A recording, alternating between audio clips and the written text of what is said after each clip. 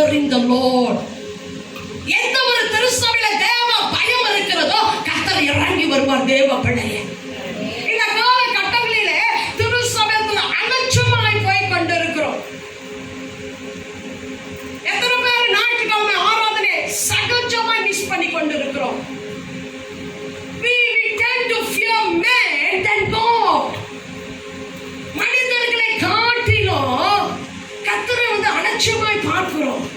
மனிதனுக்கு முக்கியத்துவத்தை கொடுக்கிறோம். Why miracle is not happening? ஏன் நம்மளோட வாழ்க்கை அநேக அற்புத அடையாளங்கள் நடப்பதில்லை என்றால் ஷாத்ராக் மேஷாக் அபேத்நேகோ நெருப்புல போடப்பட்டாங்க. They were thrown into the fire. The fire was 10 times burning. 7 மடங்காக பற்றி எரிகிறது.